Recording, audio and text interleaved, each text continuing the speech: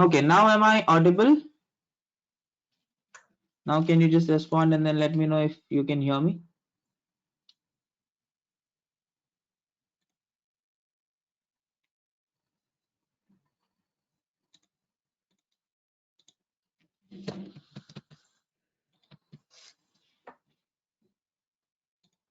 Yes, okay.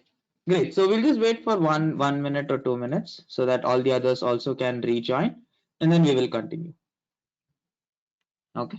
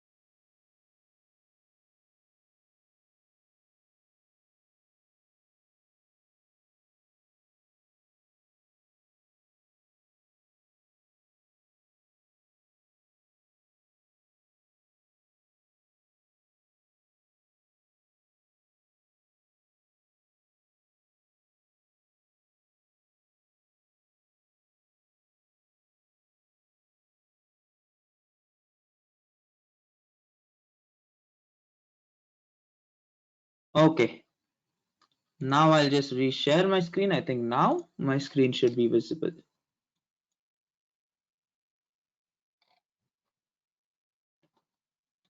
Right. So just continuing. I think there are 89 people who have joined. Right, so there were almost like 130. Fine. So we'll just wait for last 1 minute and then continue. Okay, can you just confirm now if my screen is visible? One of you? Anyone? Yes, okay, perfect. Fine, fine. Thank you. Let's just give me 1 minute and then without any further delay, we'll just continue.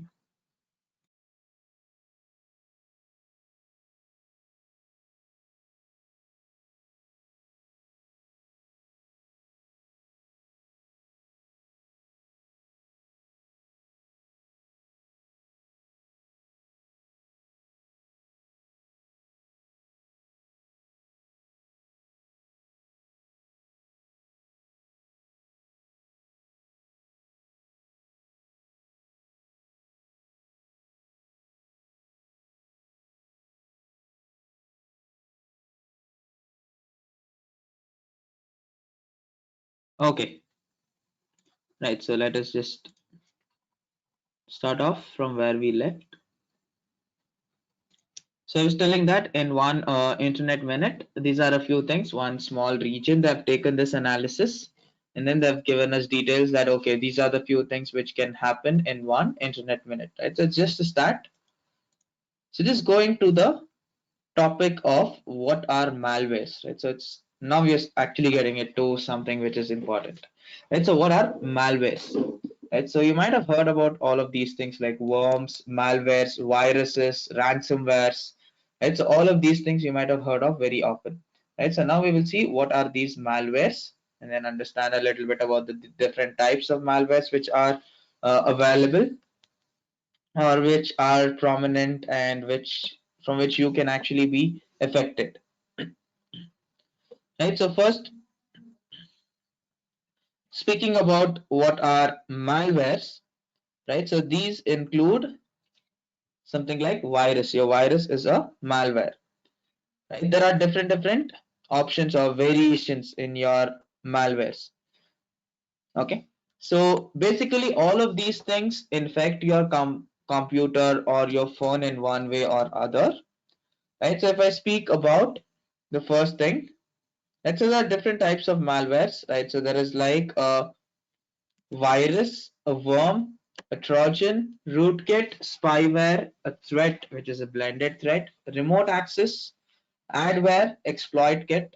are a few examples. Other than that, you've got, say, ransomware, right? So these are a few different types.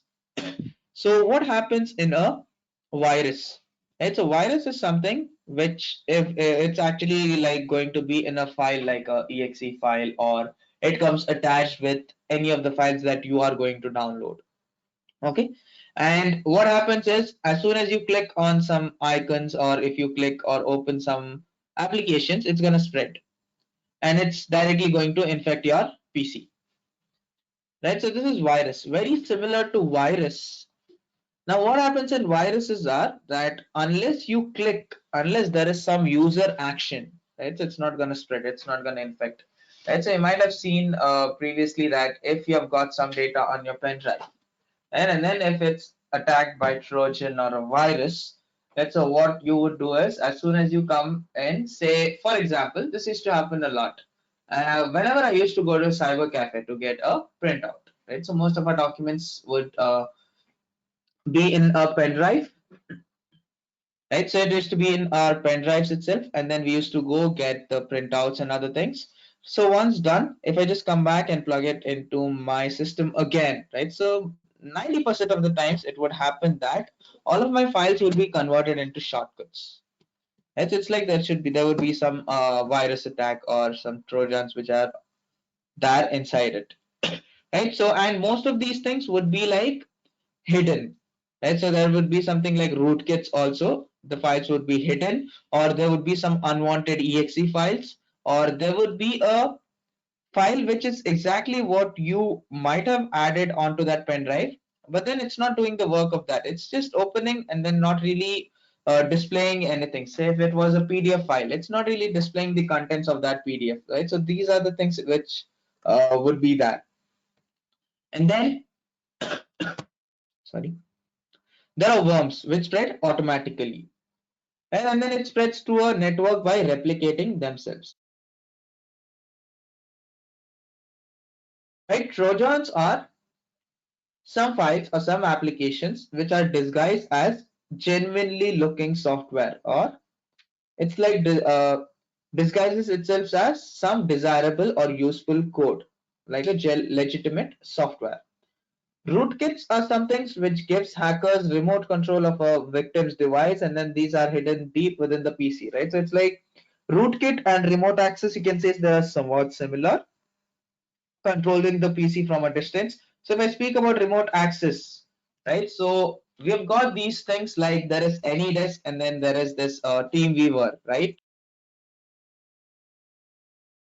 What happens in this AnyDesk and TeamViewer? It's like any person to whom you have given access can control your entire system by sitting at their home. So if the proper use for this thing would be like, so if one of my friends has got some issues on his or her laptop, right? And then it's a software issue, it's a technical issue. So it doesn't mean that you have to replace some hardware or something. So there's some issue internally, right? So then what you can do is you can just take control or remote access of that system, and then you can get things repaired, right? So you can get the things repaired, and what would happen is you can actually solve all the problems from that itself. But there are ways wherein if you get remote access, right, when you control the PC from a distance, and if you get remote access, it can be misused also, right? So even that thing is possible.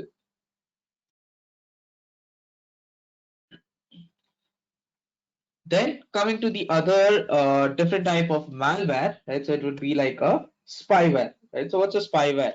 Spyware is nothing but some application or something which monitors your activity continuously. It collects user activity data without really having the knowledge, right? So without the person or the victim having knowledge of it. So it's like these files are not even going to be seen. These are hidden. It's going to be hidden, and then it actually continuously monitors your activity. Whatever things you access, it's going to get saved and then create a document for that. Then what is a blended threat, right? So these are very common. Multiple malwares in one attack is called as a blended threat. So it's like if you've got a virus along with a Trojan, that's a uh, blended threat. Okay, kindly send the completed notes up to the end of the webinar. Ayushi, yes, you will be getting this PPT. Right, so whatever I've done in here, you will be getting this probably by the next session. Like after today's session, it will be that. No voice again. Dhruv, I think now it's perfectly all right. Please recheck the connection from your side.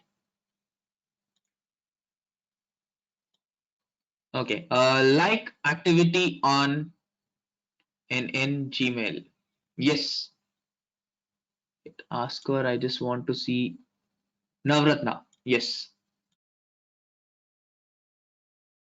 So, what's being told is that, just a second.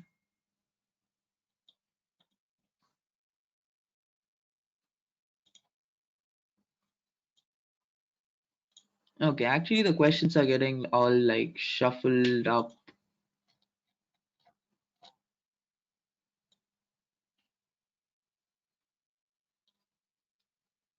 Hey, someone just respond with a term. Just type virus. It's I think you all can just type that. Type virus and press enter in the chat.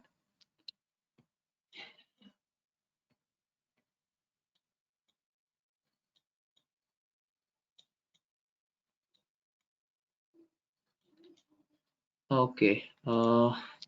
Just okay. Okay, got it. It's like it's getting a little bit shuffled up. 1 second.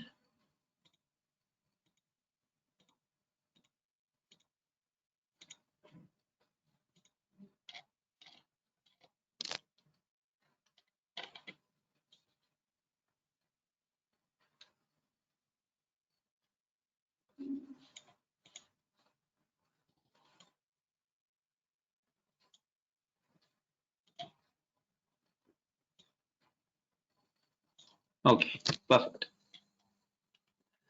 Yeah, my question is that the PPT available in WhatsApp group after the session? Yes, it will be made available. When will we get practice mock test? Right, so I think it's better to ask the admins and the team regarding this. Right, so they can probably help you out in here. What's a blended threat? A blended threat is like something which has got multiple malwares in one attack, like a virus plus a worm. If both of the things are there in one application, then we call it as a blended threat. Or if there is a Trojan along with an ad, then it is also a blended threat.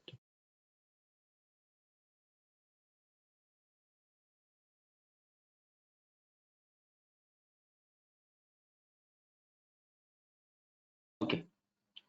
So,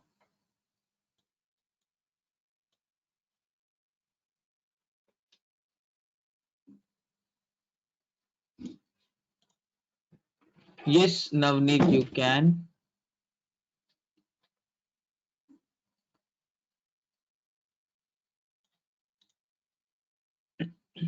Makandar, practice the things on Windows OS. No, not possible.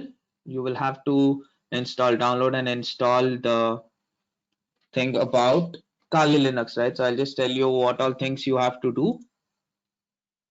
Okay, so I was telling about this my activity thing on Gmail. So if at all you have gone to Google Maps and then figured out, right? So you just have this option called as my timeline or something.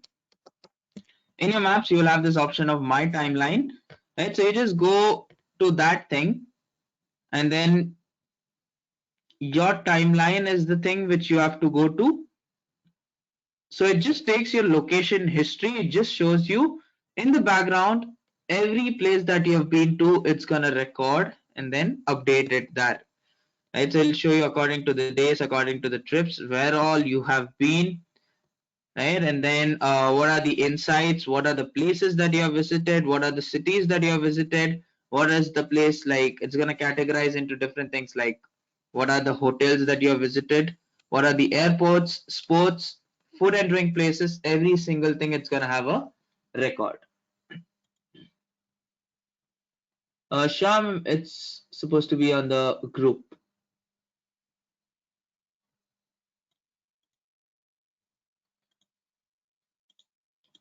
Okay. So just continuing with this types of malwares, right? After this types of malwares, right? So we've got something called as what's a vulnerability, what's a threat, and then what's a risk, right? So I'll just discuss a little bit about this, right? And then what we will do is we'll take a short break, and then after that continue, right? So I'll just finish off this slide, then we will take a short break and then continue. So basically, vulnerability refers to the weakness of an asset that can be exploited by a hacker, right? If I speak in the context of the cyber world, right? So vulnerabilities means these are bugs, right? So vulnerabilities are bugs, and they can also be called as some defect in the software or in the hardware, right? So it's like it's open. Anyone just viewing this will have a problem, right? So that's what is a vulnerability. It's open for us to fix, correct? And this is prone to be exploited to cause the damage to one of the elements within the CIA triad, right? So we'll discuss about the CIA triad also. So now, what is a threat? Right? A threat is some event that has the potential to bring harm or bring down an entire organization or as well as an individual, right? So even that thing is possible. Then there are various types of threats, like it's a natural threat, intentional threat, unintentional threat are all available, right? Or the different types of threats. Then what is a risk, right? So it's all just self-explanatory. I think these are very common terms which you have come across, but then I'm just trying to put it into context so that you can just refer to what these things are. Risk means potential for loss or damage when there is a threat which exploits a vulnerability, right? So vulnerability means there is some hole which is there. So it is like there can be something which can happen in here. So there is some defect. That is what is a vulnerability. And then threat is there may be some event which has the potential to destroy completely something. Okay. So it may be intentional or unintentional. And risk refers to the potential for loss or damage when a threat is used for exploiting a vulnerability. So basically, risk equals to multiplying these two things.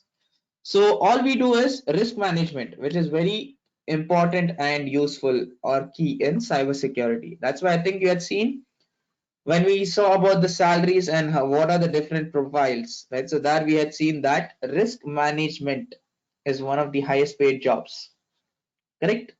So that is what risk means. Uh, yeah. Okay. So we'll do one thing. We'll take a short break and then come back and then we will continue.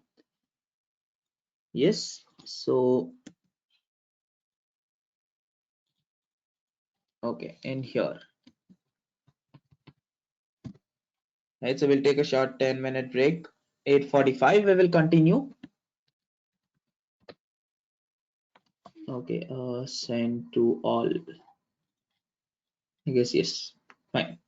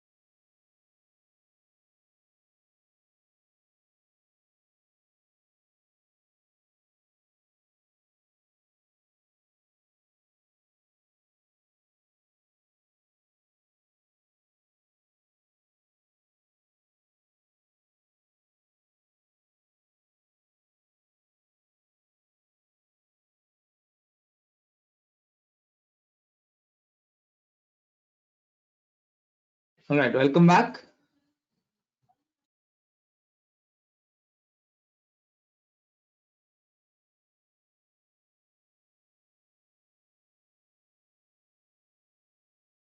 Right, so we will just see a little bit about a few simple hacks. Okay, so first of all, what are IP addresses and how to use VPN? Right, so these are a few 5 or 6 things which I've got, like simple tools. Like online there are a few websites. So first thing is, if I wanted to know about IP addresses and VPN, right? So IP addresses is like there are different IP addresses for our system. So just go to CMD. We'll be using this very often. If I just give IP config, right? So if I give IP config, I get a lot of IP addresses in here, correct? So what are these IP addresses? Right, so there is something like Ethernet adapter. It says disconnected, so I'm not on LAN, I am on Wi-Fi, right? And then VirtualBox host only network is also giving me a few addresses. Wireless LAN adapter, LAN 1 disconnected, LAN 2 disconnected, LAN 11 disconnected. I'm connected to wireless LAN adapter Wi-Fi. Right, so here it is connected. So these are my details of the router to which I have connected, and then the IP address for my internet connection.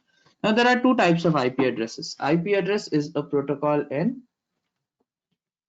the TCP/IP layer. It's in the network layer. So we have got something like Internet Protocol version 4, Internet Protocol version 6. Right. So the thing which you see above, which says link local IPv6 address. Right. So that is the IPv6 address which is there. Right. So it's written in this format. There is a double issue here, a single, and then one, and then another one. Right. So this is the format for writing an IPv6 address, which is the most recent one. Right, and then IPv4 address is the traditional one. There are many classes in that. We are using a class which starts from 192.168. Right, so we are using this.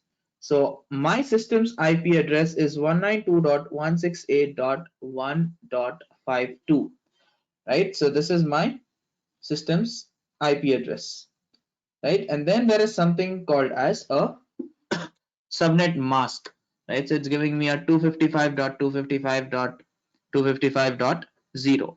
Right, so subnet is a subdivision of an IP network. Right, so it's like dividing a network into multiple sub networks is called as subnetting. Right, so there is a subnet mask value which is also an IP protocol. It is 255.255.255.0. Right, so this is a subnet mask. It's a 32-bit number. And what happens here is all the host bits are set to 0 and the network bits are all set to ones. 1 corresponds to 255, which is the maximum value.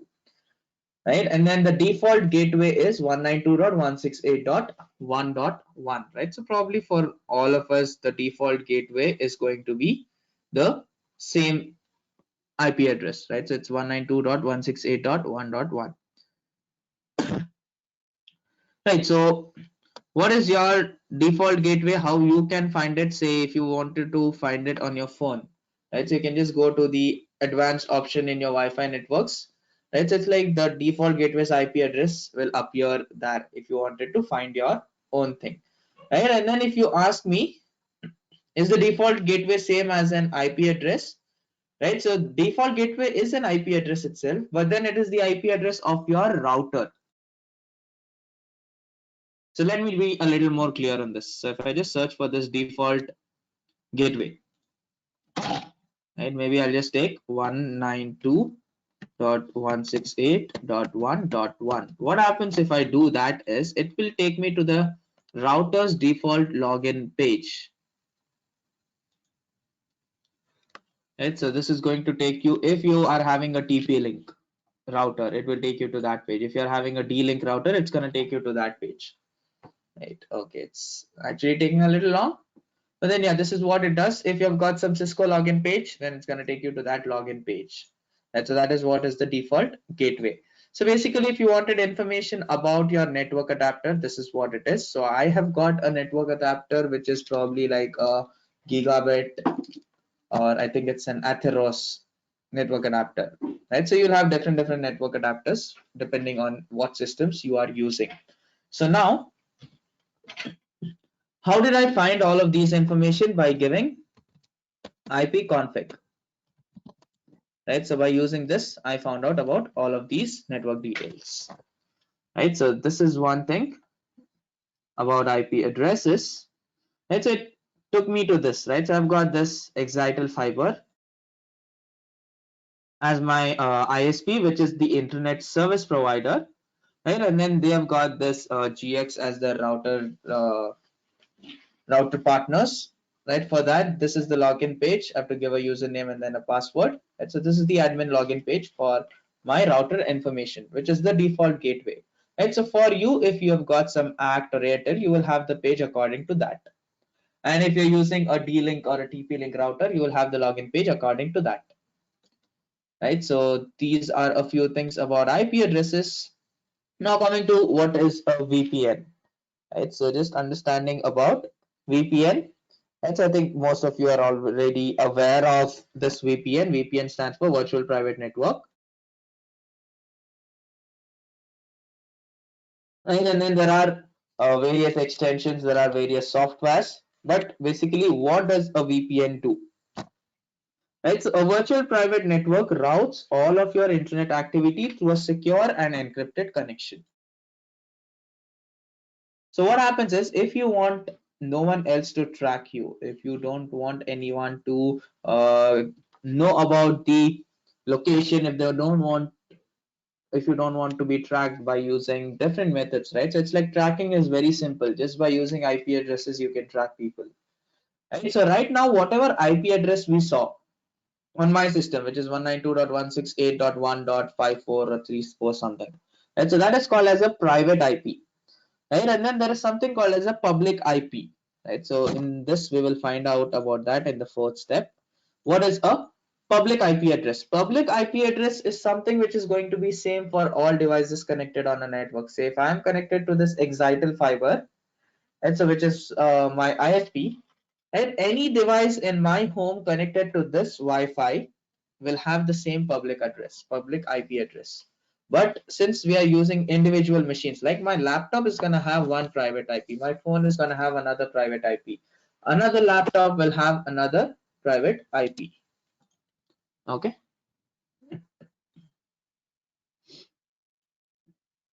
Yeah. Coming to that, we haven't yet touched upon what is a proxy. Right. So we're still just in the VPN. Right. So just coming to VPN, it is virtual private network, right? So it's preventing others from seeing what you're doing online, right? So this is what you can just see regarding a VPN. So now,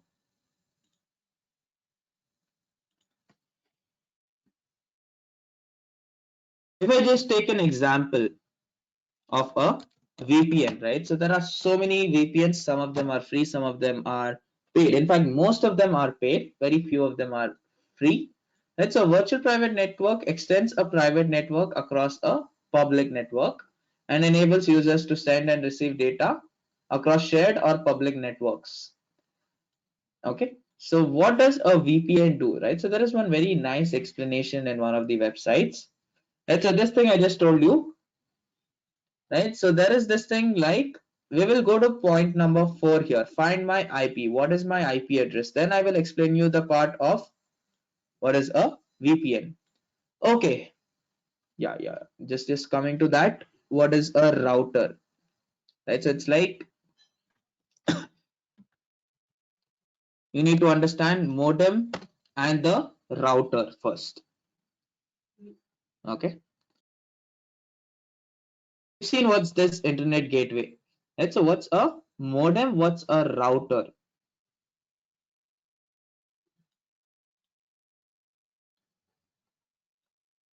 Yeah. Aryan, we have not yet finished that. I will come to it. So that understanding this first would be better, right? So it's like I've just powered on this device, This device is called as a modem, and this line, right? So this line is coming from my internet service provider, right? So this is probably like the fiber cable or the Ethernet cable, right? So this line is coming from me from my ISP. This is a modem. This is going to give you the internet. So there'll be one LAN connection, right? So this LAN connection, you can directly connect it to your system one way, or generally that does not happen, because if you've got a modem, you need to have a router separately for accessing the internet. So it's like from here we take this Ethernet cable, connect it to this, and from here this will convert the internet into the LAN, right? So it's like local area network, right? So you can have an option for wireless local area network, which is WLAN, right? So this is possible, and you can also connect this using the Ethernet ports, that is using these RJ45 connectors, right? So Ethernet cable connection is also possible, right? So this is a Wi-Fi plus LAN router, right? Router is something which splits your internet and then makes it accessible for all the people in the region, in the nearby place, like your house or your room. So nowadays what happens is, instead of having these two devices, we've got something like modem cum router, right? So which does the work of both. So it's like directly from your one device, which is a modem cum router, it will split the signals and then you can directly access Wi-Fi from that itself. Okay. So can we use the Tor browser instead of a VPN? Yes, we can do that. We can use a Tor browser. We'll see a little bit about Tor as well. Right. So VPN, for understanding more about VPN, first I will see what is my IP address.com. Right. So it's like I want to go to this exact website, because they've given us a really good understanding about VPNs also in this. So now you can see it's going to show my IP address. Both of these are public IP addresses, right? So this is IPv4 103.214.62.195.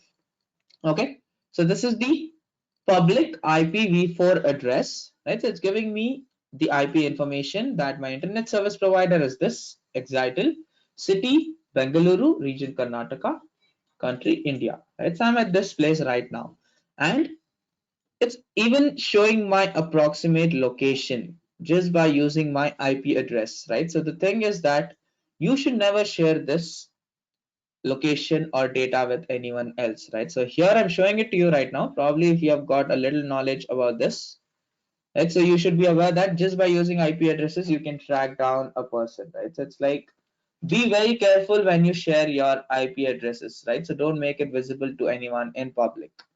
So what people do is, if you don't want to use such IP addresses, right? So if you don't want it to be available for anyone on the internet, if you want to remain anonymous, then what people do is we use VPNs. And so there are many paid VPNs, there are many free VPNs which are available. So I've got this VPN which was there in a, right? So it's a really interesting one. I use a VPN called as Touch VPN. Right? So it's an extension from Chrome which I've downloaded, right? So I'll just show you what happens if I change or use a VPN. Right, so what happens if I use a VPN, right? So let me just click on hide my IP address now, right? So they're telling you what is hiding your IP address. There are various ways to hide your IP address. Now we will come to the concepts of what all things you asked, right? So borrow a different IP address to go anywhere and online and stay hidden, right? Why you want to mask or hide your IP address, right? So there is some reason, right? So to hide your geographical location is the main thing. To prevent web tracking is another thing, right? And then avoiding a digital footprint and bypassing any content filters, bans, or blacklisting, right? So all of these things we will just see later. What do they mean? So right now, just hiding your location and to prevent people from tracking you is what is why we use hiding a IP.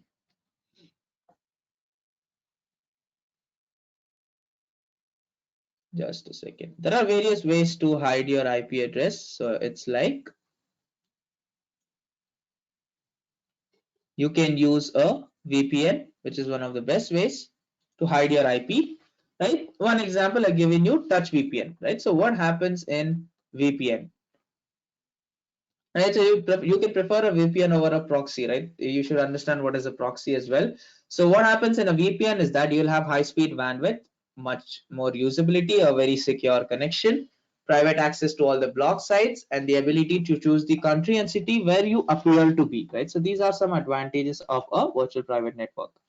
A few of the best VPN servers according to this website is like CyberGhost, ExpressVPN, NordVPN, Surfshark, private internet access. Okay, and the traditional one, which is option 2, using a Tor browser, right? So it's like Tor is a browser very similar to your Chrome, Firefox, or Safari, right? So it's a free browser, right? But then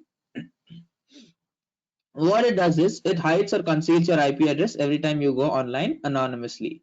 Right? So this free process is layered with heavy duty encryption, which means that your data is secure and privacy protected. Right? And what it does is most of the people use this Tor to search and buy products and communicates with others with restricted internet access, probably accessing the dark web and deep web also. Okay, so that is why we use Tor. It's like very slow compared to VPN. VPN is much better when you check with Tor or when you compare it with Tor. So the third option is using a proxy. Right, so what is this proxy network? Right, so what happens in this proxy? Right, so proxy server can be used to reroute your browser around a company or school content filters, right? So I'll tell you what happens in here.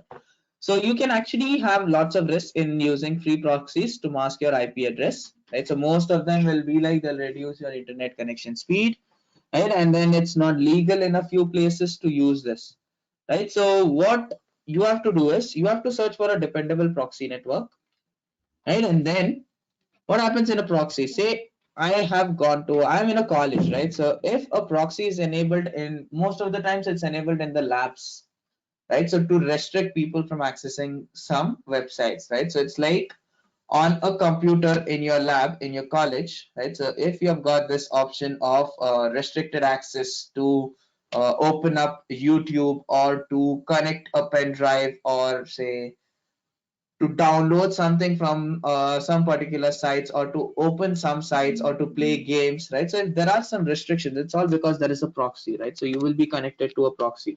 So if you disable that, then you will have access to all the things. But colleges generally keep these things restricted. The proxy servers will be enabled. Okay. So from a student's point of view, it's not going to give you much freedom by using a proxy. Correct? And there is one more option using public Wi-Fi, right? So what happens in here is it's a very risky method actually using a public Wi-Fi. Tell you why. So if I've got this IP address, I think you saw my public IP address in that, right? In the previous page. Let's say if I've got this IP address and then I connect to a public Wi-Fi, right? So what happens is it's best to use a VPN or access using some browser which does not track, right? So what happens if you use public Wi-Fi?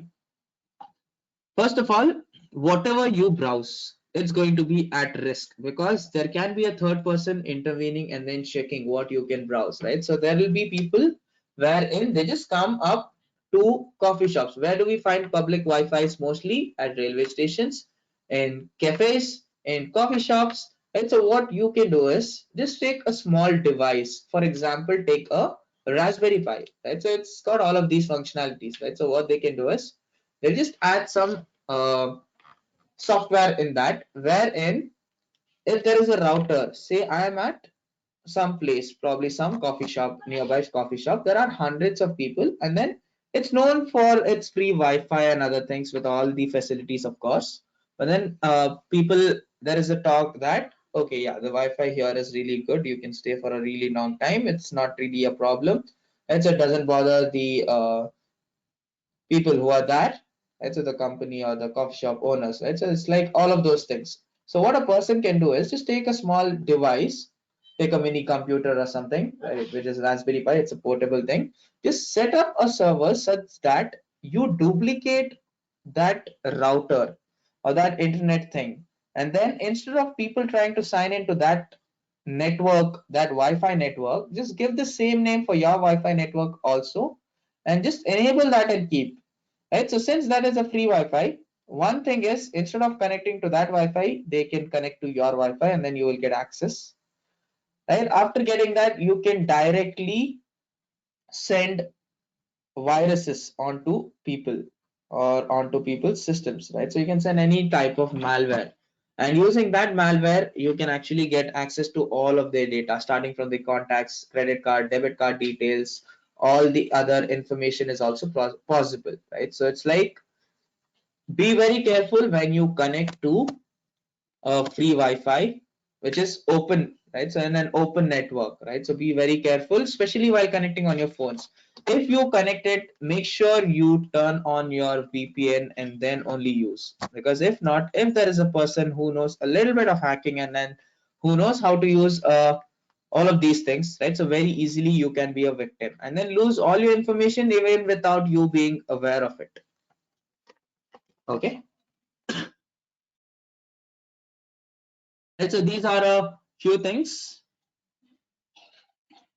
Okay, now we'll just go back to the previous slide. I'll show you one thing. Let us just see if we are able to hide the IP address by using a VPN. So I'll just click on this.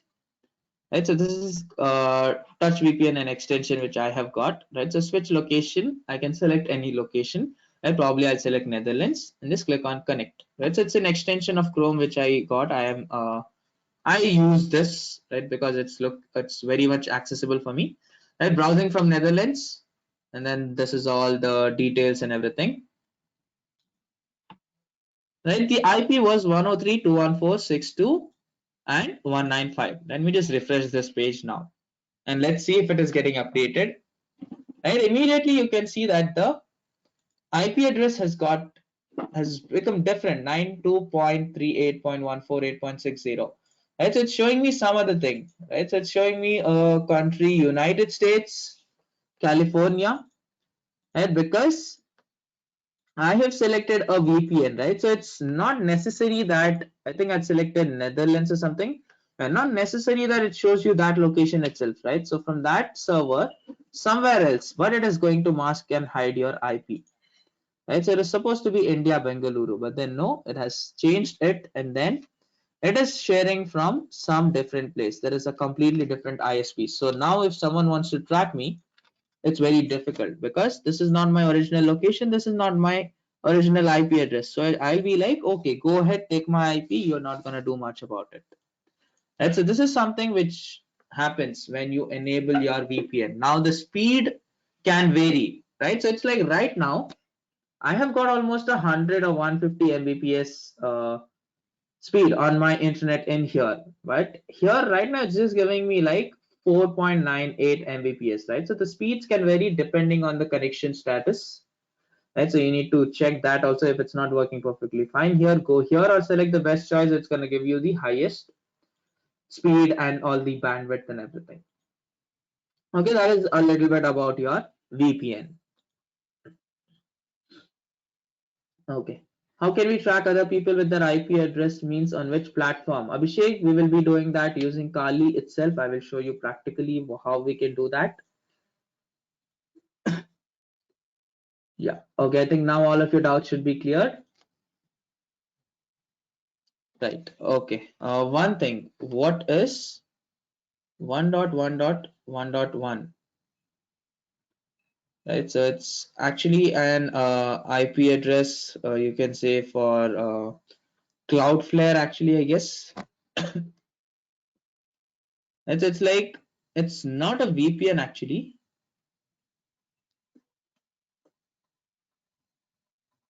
And so there's something called as DNS, which is like domain name system, which again we will discuss about that. So it's like it's coming from Cloudflare's website, right? I will go to that also later on and then tell you. Yes, Satya, we will come to that. Once we go ahead with Kali, we will come to that as well, right? So for now, we will just stop with our content in here, and I will just tell you a little bit about what you need to do for your next session, right? You need to install Kali Linux. I'll give you the steps as to how to do it and how to recorrect my original IP. Just turn this thing off. You will get back your original IP. Just click stop, and then refreshing it. Probably it'll take a little time. Okay, no, immediately it has changed this. It's back to the original location with the original IP address which we had. Okay, is Geofy modem or router, right? So it's like right now you will have both of the options included in one itself. Navneet, I don't have access to that group as of now. You'll have to check with the technical team for that. Okay. Right. So I want you all to download one file called as Kali Linux. Right. So we will be creating a virtual instance of this. Right. So it's not like I will be asking you to delete your Windows and then use Kali Linux. No, right? So I'll tell you how we are going to use Kali Linux. This is my Windows, right? So I will be using a virtual machine, right? So I will be using Oracle VM VirtualBox, right? So I want you all to download this as well. So inside this, we will install our Kali Linux, right? So it's like installing Kali inside Windows, not completely changing. Okay. So it's like your Windows is going to be default. And I want you all to install this within this. So you can see here I've already got two different instances of one of Ubuntu, one of Kali, one of Windows, one of Mac, and another of Kali. Right. So I want you to create something like this, and I'll tell you what to do. Yes, Sasra, this is what you need to do. Yes, it is definitely possible to install Kali. In fact, we will be doing that only. We will install Kali within Windows itself. Uh, Okay, Kalyani, then I think it's better that you just say, take a note of all the steps, what we are going to do. Yeah. What is the difference between all operating systems, right? It's just Linux based systems and Windows systems. Linux is free and open source. Windows is a paid thing. And for hacking, it's better. Like most of them use Linux as their base systems for hacking when you compare it with Windows. Obviously, there are a lot of things which you can do on Windows also, right? But if you speak to hacking about someone, everyone will be on Linux, right? Because first of all, the tools which are there are free and open source. Main reason. You don't have to pay for any tools which is there. Okay. Yeah. So coming to the installation thing, first thing is, and I'll just give you a notepad. That's the first step is download Oracle VirtualBox. Right. Once I finished all of these things, I want you all to just note it down. Right. So what do I mean by download Oracle VirtualBox? Just search for VirtualBox. Right. So there is this website virtualbox.org. From this place, you just need to click on this download option. Right. So this is the link. Right. So you need to download VirtualBox. It is 120 or something, and then select Windows host. Right. So once you click on download and select Windows host. Okay. Once you click on this Windows host, it will download almost 1 or 3 MB. Just download this, and I will tell you the other thing what you have to download. right? So there is this operating system which we will be seeing, which is called as Kali Linux, right? So you have to go to this website, kali.org,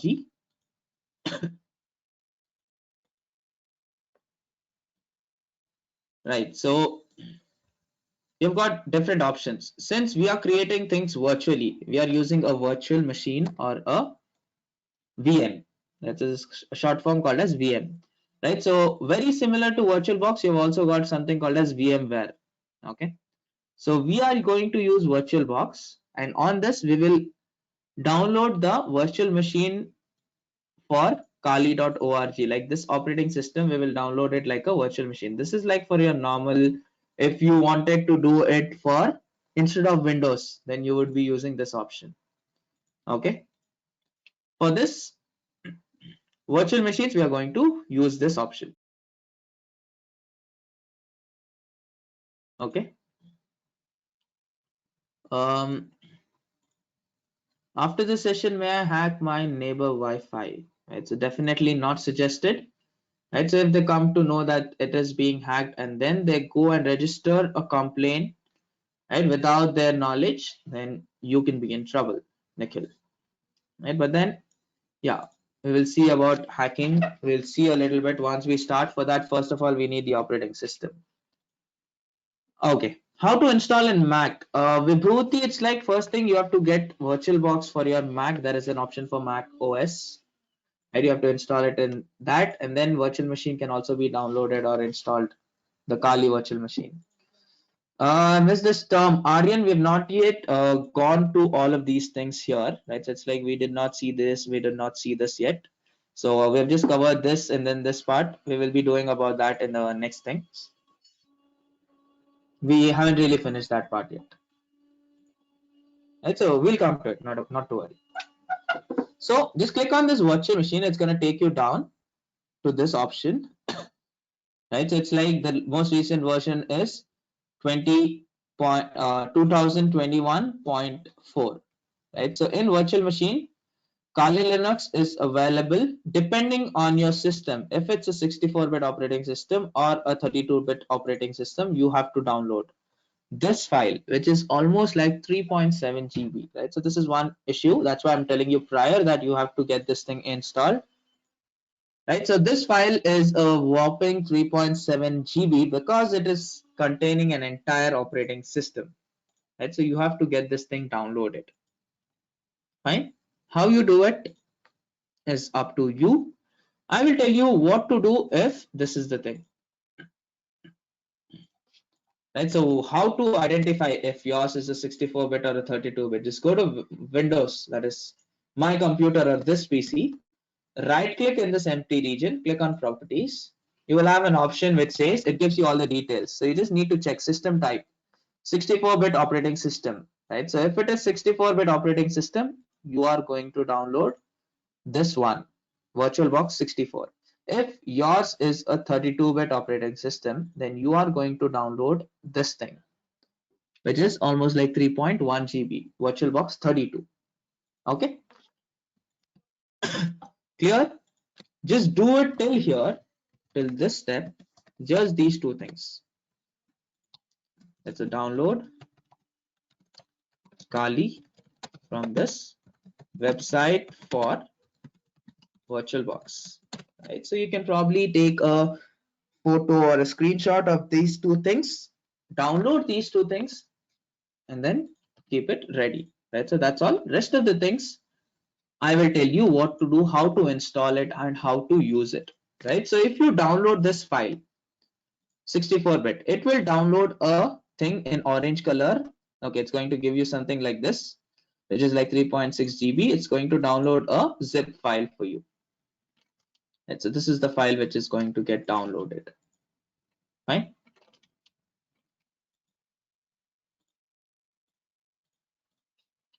Okay.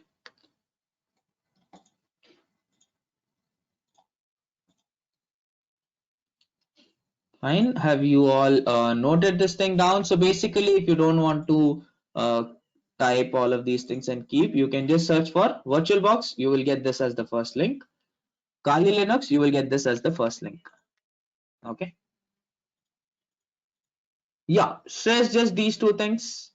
Search for this website and then click on this. You will get the 3.7 GB file.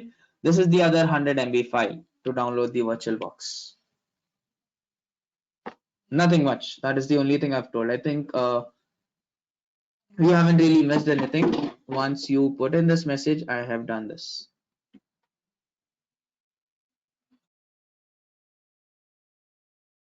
Okay, we have to download VirtualBox or the other one. No, you have to download VirtualBox. I never mentioned that you have to download any other thing. This one, VirtualBox 64 is what you have to download.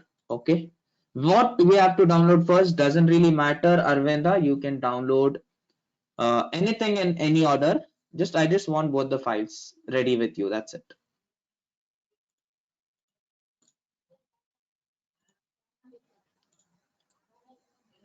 No, Aryan, not to worry.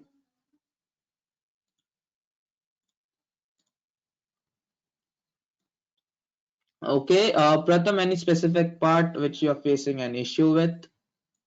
We're now open for queries.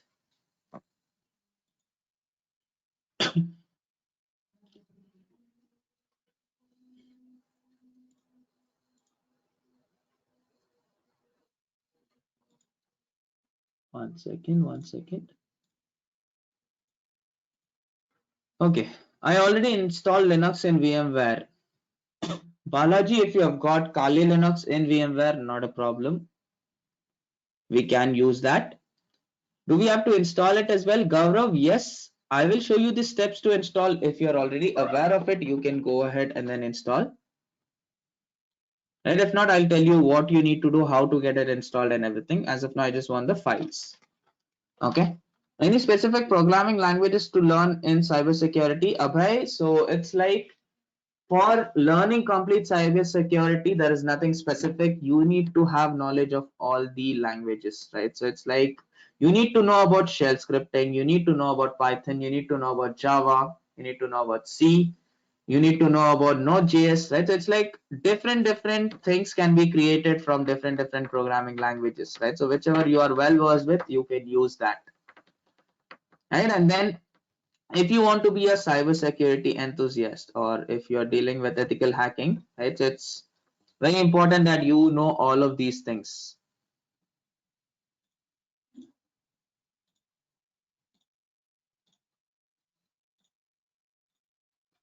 Um, can we attend today's training class from beginning in Mentor Buddy? Okay. Ayush, I'm not really aware of this. Maybe you can check with the team regarding this thing.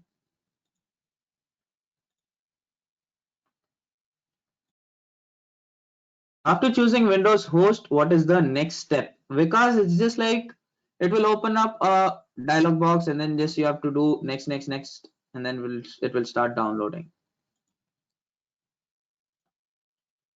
Okay, Rishabh, first program to install can be your choice. Ultimately, I need you to download two files. One is for kali.org, the other one is Oracle VM VirtualBox.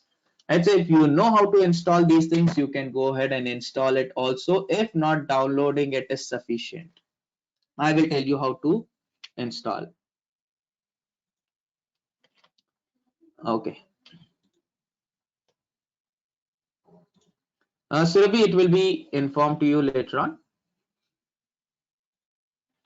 Okay, is there any major drawback of using VirtualBox instead of live boot? No, actually it's an advantage if you use a VirtualBox or if you use VMware because you need not switch between your systems. Live booting means you don't really install your operating system. Here also, we are not going to install, we are only going to download. So it's like if I wanted to use Windows right now, I would require a operating system which is almost like 4 5 GB. Upon that, I would also have to install it, which is going to take another 30 minutes or so. And so here we are directly going to live boot in VirtualBox also. Okay, MAC address is the physical address or the permanent address, unlike the IP addresses. Right, so this address does not change. It's like your system's address, your machine's address. IP is for your network's address.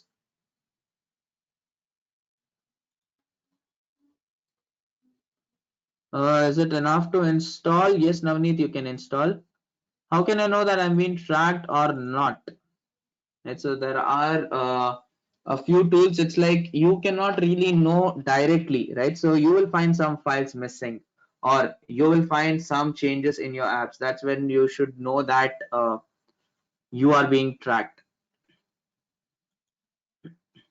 Can't we do things on other, like in Windows rather than on Kali? Divyam, most of us, 90% of the people use Kali, right? And most of the things are very easy to be done on Kali. That's why we will be using Kali as the operating system. Maybe for one or two things we will come to Windows also, but Kali will be our main thing. And that only we will see. Can I get a recorded lecture? Dhruv, I think you can. You just have to check with the team. They'll let you know about it. Okay. Do we have to run VirtualBox tomorrow? Yes, Manvi, it's better if you get it done by tomorrow. Just a minute.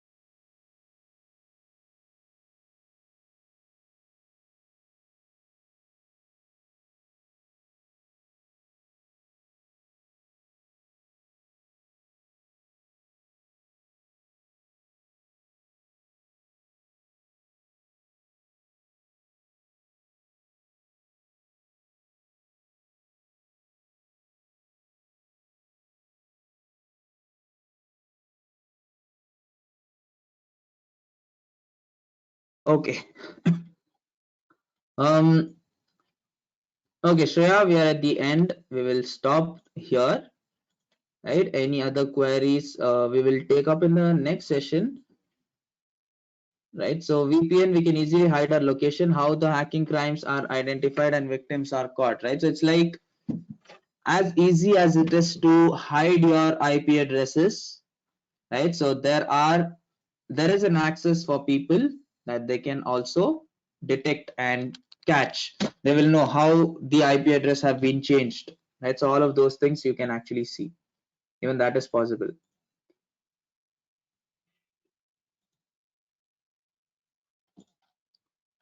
Yes, Aryan, you can do that. There is something called as port forwarding which you need to enable. Navneet, I think you should be added to some WhatsApp group. From that, maybe you can check.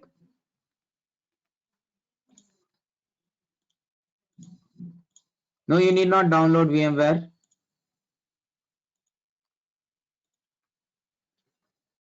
Yeah, I have stopped the screen session. We are done with the session. Right, so I just wanted to know from you all, did you all learn something new? Did you all understand, enjoy? Uh, Pratham, I'll let you know about it, how to protect our data. There are various things which we will be discussing. Right, so one thing you need to understand that there are so many things in cybersecurity and ethical hacking. Not everything can be covered, right? So it's like we would have to have a four, say 100-hour session or something. Right? It's 150-hour session, maybe two, just to make you understand all the basic terms in here, right? So that's how huge this domain is, right? So we will try maximum according to what we have been told to cover, maximum we will try to cover. We will see those things practically also. Okay, I'll end the session then. Thank you, and I'll see you all in the next session. By downloading some app through Play Store, it needs some type of info. We have to allow function for running purpose of. Okay, couldn't really see your entire question there. Running purpose of the app. So how do we know, right? So it's like by default, it is going to ask you a lot of permissions for them. So unless you give access to it, it's not gonna run, right? So for this also, I will tell you why you need to give access, how to, what happens when you give access. That also I'll tell you when we come to the practical part of mobile hacking and Windows hacking. That also I'll tell you. Okay. Over time, we'll learn about all of these things. Yes, you can leave. Thank you so much for attending. I'll see you all in the next one.